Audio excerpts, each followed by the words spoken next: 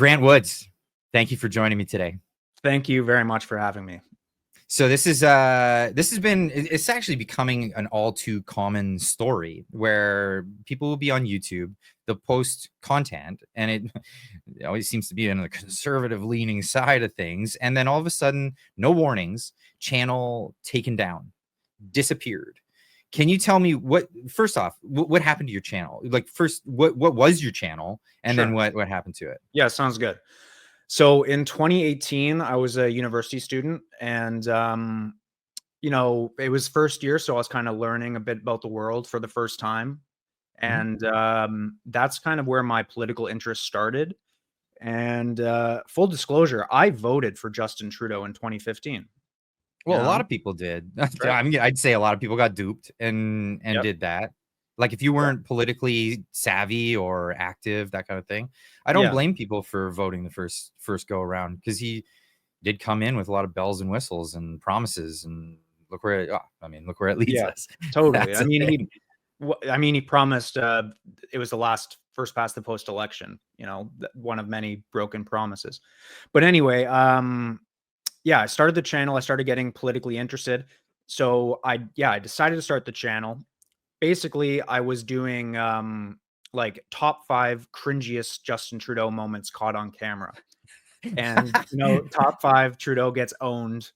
And the one that's at the time, Trump and Trudeau were having their first little spat. Yeah, there's the channel there. Yeah, right. So Trump and Trudeau were having their first spat, and I was posting my own content on Reddit, under Trump's like fan page Reddit accounts. And a video I did called Top 5 CNN Fake News Scandals like blew up. And the channel, it got like hundreds of thousands of views, this video. And the channel went from 0 to, I don't even know, but it was, I was excited. Anyway, time goes on and I start doing contracting work, video editing. Jeff Ballingall, who runs Canada Proud, he reached out to me in 2018 to start making content for them for Canada Proud. So I was doing like all of Canada Proud's videos and graphics during the Andrew Scheer election. So I imagine you had no time for YouTube. You're busy. Yeah, things happening. That's right. I kind of like viewed the channel as I took a step to the next level of actually making good enough money to pay for my school. So it took a backseat, and it's kind of honestly hasn't really I haven't really found a rhythm with it ever since, because I've been growing this contracting video editing business. And but anyway, I'll get into the story now. Enough of my diatribe. Well, no, I want people to know, like you've been involved in some serious things. Like you've had your hands in some great things that even I commented about. The Canada is Dying, Vancouver is Dying projects that you did with Aaron Gunn. Fantastic work. Like your editing skills are top notch, and obviously you're not just run of the mill YouTubers just flinging videos together, that kind of thing.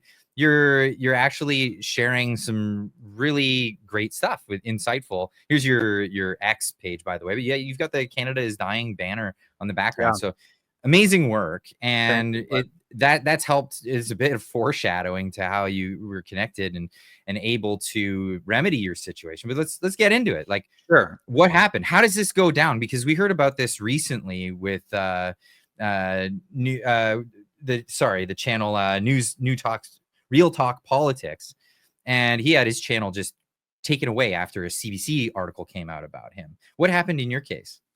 So in my case, it was June 4th, and I woke up to check my channel, as everyone with the YouTube channel does compulsively, is seeing the stats. Yeah, it's addictive. It's a thing. It is addictive. It really is addictive, man. So I go on, and then it's not allowing me to sign in. I'm like, that's weird. And then I had this like intuition that exactly what happened. And that I went to check the email to confirm if my suspicion was true. And it was. And I got an email from YouTube that morning saying my channel was terminated for spam, scam, and deceptive practices. And which is crazy, because this is exactly the same thing that Real Talk Politics was taken down for. This seems to be their blanket approach to get rid of a channel under some esoteric, cloudy excuse. So Esoteric's a anyway, great word for that, actually. Just like some secret knowledge that you have no purview to, and yeah, they're not going to let you know, and that's crazy, especially for people who make money on the platform. And that's yeah, some people, that's their job, right? that's right. That's right. So I obviously it was complete BS, and I've never spammed, or purposely been deceptive. Um, so immediately I filed an appeal, and it's a very easy process to do that. It's like a one-click button. And the appeal was automatically rejected in maybe 5 minutes. And at that point, Wow. there's literally nothing you can do, because you can submit that what they tell you to do is submit a like a request, or a creator support form. So I went to do that, and in order to do that, you need to have an active channel URL. And because the channel was terminated, the URL was, so it's like a infinity loop of making you go crazy and give up, basically. Holy cow. Yeah, So that you can't appeal it because you don't have a channel, and you yeah, can't have a channel because you've been kicked off, and yeah, you're exactly. going holy cow. Yeah, that is a loop. So then what do you do? Because I know I've been talking with Real Talk Politics. He's going through the same thing. It's just, and then he'll try to find some other back way of communicating with technical help, or whoever you can get a hold of. And anytime he gets a hold of somebody, it's a stone wall. Like Mhm. you just, that's it. Sorry, no can do. Where did you go? So at first, honestly, I was just so shocked, and I felt sick, like, Yeah. yeah, it's because, as you said, it's an asset. It's like someone stealing from you, So So, before we go any further in the story, like, is there any what kind of content were you doing at the time? Were you producing content at the time, or was it just a dormant channel like it was no, before? it wasn't overly dormant. Actually, my brother was making shorts for me, just to have some type of, like, basically taking clips of Pierre or something and putting captions and music over it. Just to sometimes those shorts randomly blow up, so it's a bit of a, it's just like shooting stuff out there. Anyway, so I was doing shorts. Yeah, like this type of stuff. That last one was the one that, you know, not That was great the end. performance, but is what it is. Sure, Um, but yeah, like this is real content. It's, and you obviously they can't go after you for the terms of service when it comes to copyright. It's transformative. You're taking yep, other works, but you're giving it new context, yep. and that's all protected under the DMCA, the And I Digital would Millennium Copyright Act. totally. And if they removed the channel because of copyright, I would have felt a bit more like, okay, I don't know the legality of it all, but it's kind of more of a legit reason than some BS spam. But yeah, okay. So anyway, what's I did next was, Aaron Gunn is a friend of mine. We've been working together for quite some time. As you mentioned, the documentaries we've been doing together since I think 2020. Well, and congratulations to him. He's now an elected member of parliament in Yes, Canada. indeed. Yes, indeed. In my home riding too, which is Oh, really nice. wow. Nice, nice. You're on the West Coast as well. Yeah, I'm an island Aw- guy, but I live in Vancouver now. Um, Awesome. yeah, so I DM'd him and another friend, and I was like, basically like, WTF? And Aaron's had similar problems with YouTube, flagging some of his content that I can talk about. But he told me to uh, release a tweet thread addressed to Team YouTube, and try to get some public exposure like that, and just see what would happen. So I Mhm. did that, and actually, Team YouTube did reach out, and they put me in contact with an agent over email, and that agent reiterated that the channel was taken down for spam, scam, blah blah blah. Um, and upon further human review, they confirmed that was the case. And then I asked, and then he said something like, he hinted that it was because I was sending people to another site under false pretense. So I'm like scraping my mind, and there's not a single time that I did that. Anyway, so I asked for an example, and he didn't straight up say that. That was just kind of him, like he said in a big mass of things. That's one of the things he said. Anyway, yeah. So he said basically, there's nothing you can do. And then at that point, I reiterate that to Aaron. I'm like, dude, I don't know what I'm gonna do here. This is like it's a big asset. It's 22,000 subs, which is, that's not a small. It's not Clyde do something, but like Yeah, but it's not nothing. Holy yeah, cow! Like that's a good chunk of investment right there. that's right. And I also had deals in the works to do branded content. And now that Aaron's a member of parliament and can't do this Politics Explained series anymore, the plan was for me to do that on my YouTube channel. So this was like going to crush future earnings in one revenue stream. So yeah. Yeah. So then So Aaron's been through this before, because I've had him on the show about this. Because when Vancouver is Dying came out, there were complaints made about the video and the fact that there was like narcotics being used and these kinds of things. It was a documentary, of course, and this is what you put out there. Now the video got age gated, which means it was put behind not a paywall, but another sort of firewall on YouTube, where it won't ever get recommended, which is crucially, it would destroy a video. Videos, most people are only watching them because they've been recommended them. It'll only make it available for people who have a link to the video. And then it also requires that you log in and be signed in to watch it and confirm that you're 18 years old. Now, of course, everybody knows for a video that's a death sentence. And we're talking about a documentary that's supposed to be getting out to Canadians so that they understand the situation. And then, of course, similar thing happening to Canada is Dying, when the longer documentary came out. And Aaron was in the same situation. Like, what do I do? There, anonymous people are complaining and saying that this is this or that, breaking terms of service, when it clearly is not. And he had a similar situation. So I'm guessing he was able to get some phone numbers or contacts through YouTube. Is that what happened there? In terms of the Canada is Dying, and just you are 100% right. It when you add that age restriction, it kills the video. And there was a lot of money spent on producing that documentary, right? But if you look at the graph, that thing was Canada is Dying, because Vancouver is Dying got 4 million views. It was the biggest thing Aaron's ever done. And honestly, yeah, the biggest thing I've ever done either. Anyway, so Canada is Dying was trending even more than that.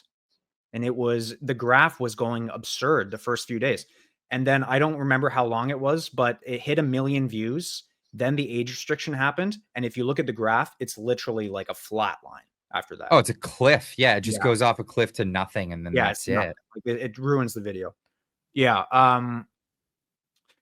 And also, funny anecdote, 2 years later, when the video has, or a year later or whatever, I think Aaron said 2, but the age restriction was removed.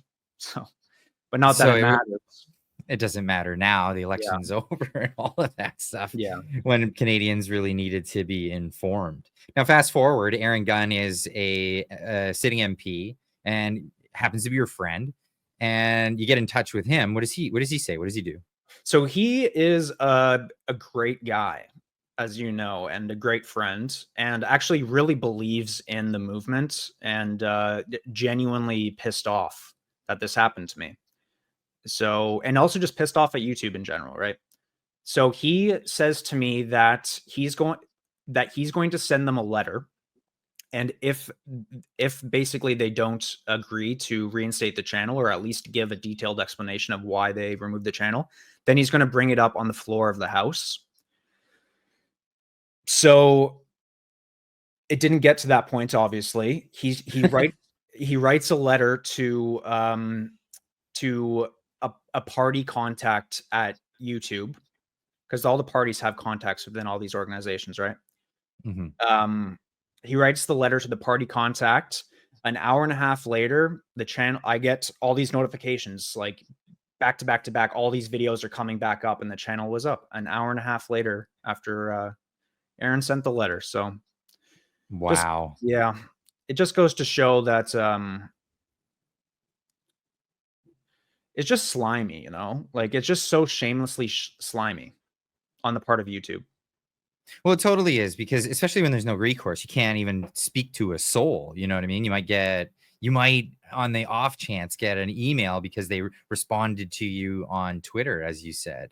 Yeah. But like I said, we've got other channels happening to.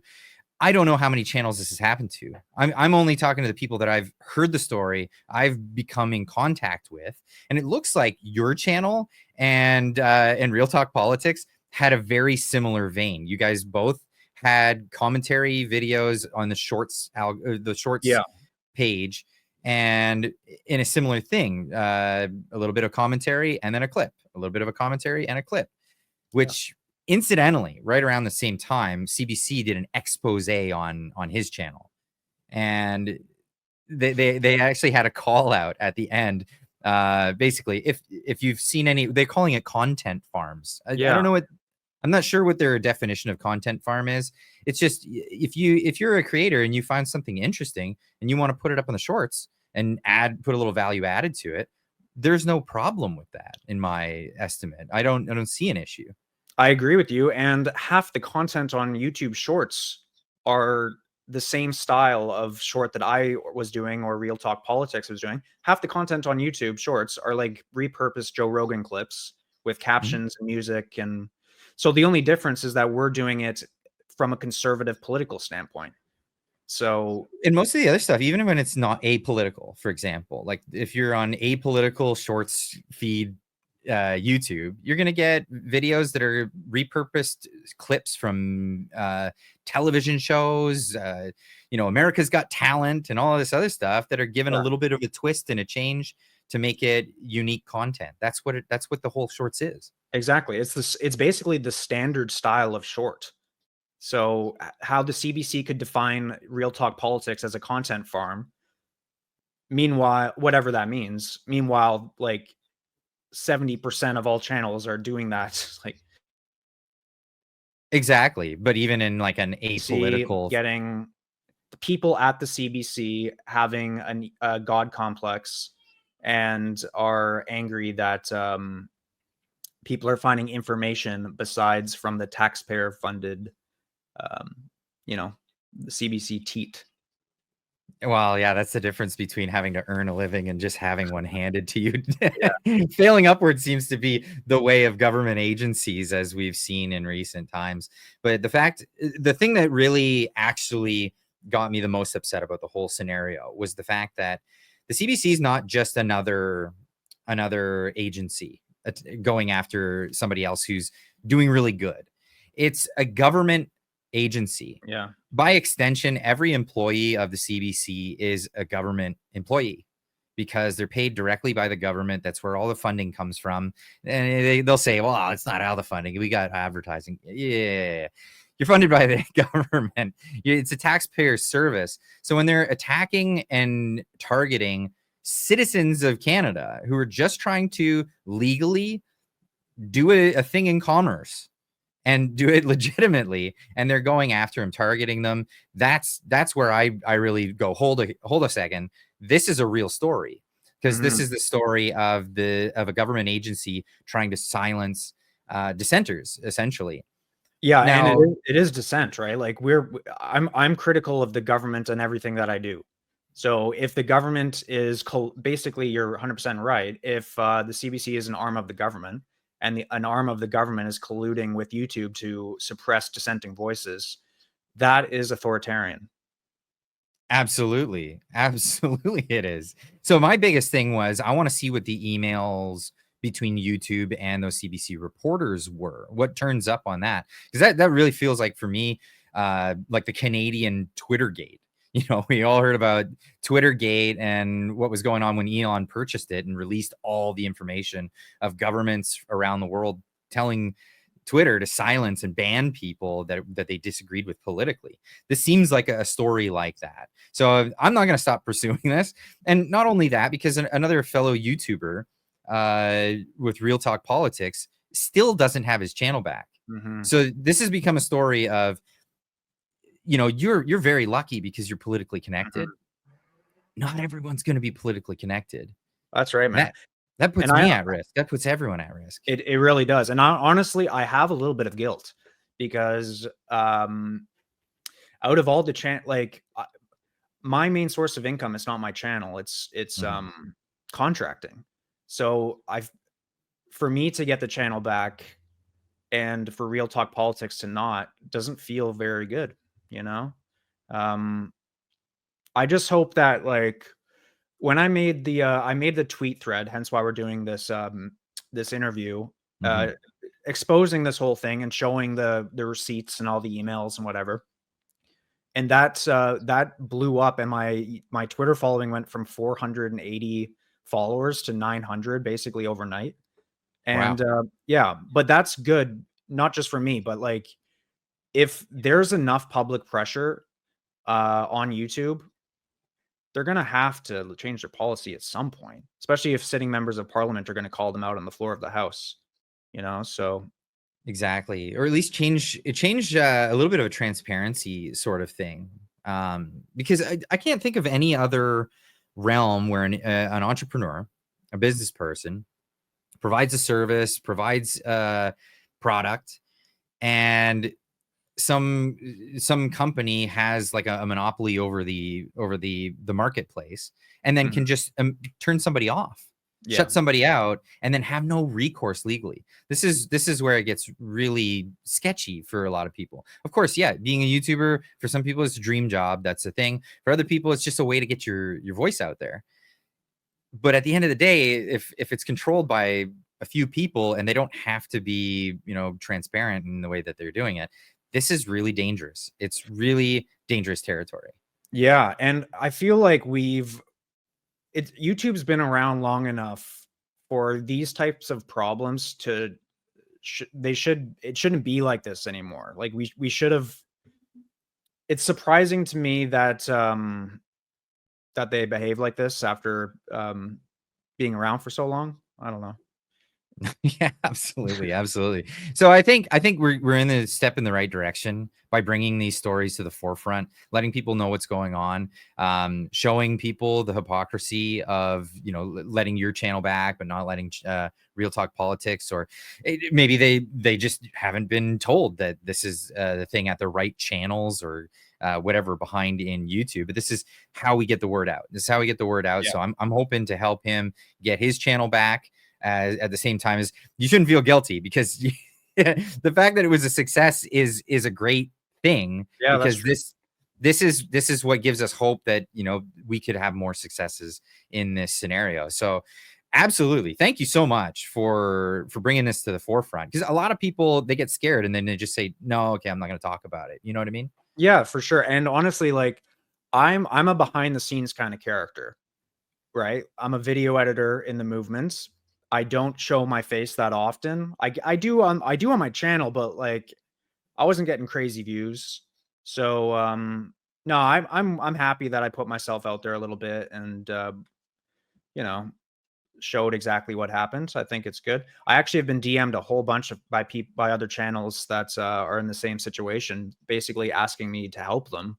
And I'm like, I'll send your information to Aaron, man, but do what you can. Well, I spoke with Aaron too, because Aaron and I have had conversations before on the channel, and I said, hey man, I know this other guy's going through it. If you can do something, please do what you can.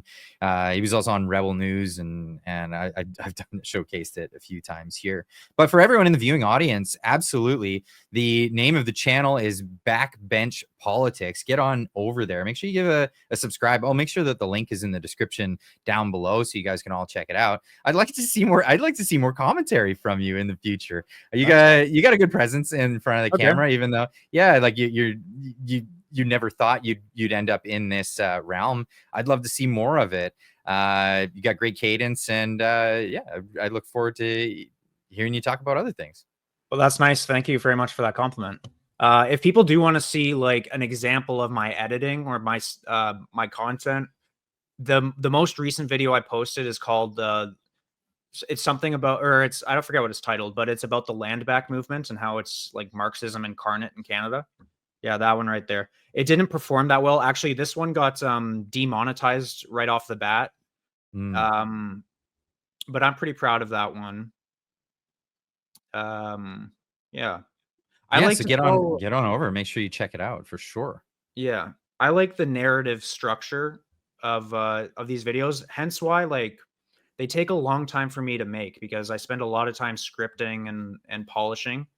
If I really want to get back into consistent YouTube content, I should just do a bit more off the cuff kind of commentary like you suggested, I guess.